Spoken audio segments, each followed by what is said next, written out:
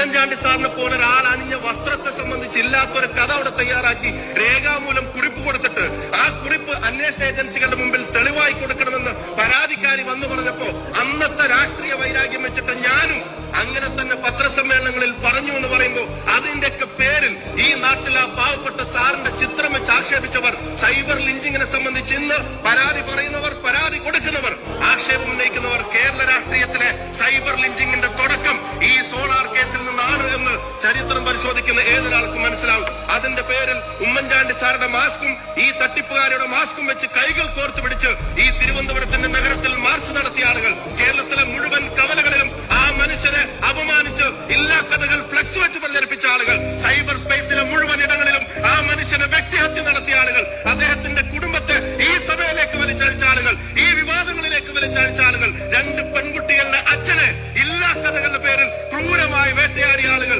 PC ജോർജിനെ പോലുള്ള ഒരു പൊളിറ്റിക്കൽ വേസ്റ്റിന്റെ വാക്ക് കേട്ടിട്ട് പോലും ഈ ഉമ്മൻചാണ്ടി എന്ന് പറയുന്ന പൊതുപ്രവർത്തകനെ ഇതുപോലെ ആക്ഷേപിച്ചവർ, ഇതുപോലെ പരിഹസിച്ചവർ, ഈ സഭാ നടുത്തളം പോലും അതിനുവേണ്ടി ഉപയോഗിച്ചവർ, നിങ്ങൾ എന്താണ് കേരളത്തിന്റെ പൊതുസമൂഹത്തിന്റെ മുമ്പിൽ പറയാൻ പോകുന്നത്? നാളെ ഉമ്മൻചാണ്ടി നിങ്ങളോട് ക്ഷമിച്ചെന്നിരുന്നാൽ പോലും കേരളീയ പൊതുസമൂഹം ഈ ക്രൂരതക്ക് നിങ്ങൾക്ക് മാപ്പ് തരില്ല എന്ന കാര്യത്തിന് ഒരു സംശയം നിങ്ങൾക്ക് വേണം.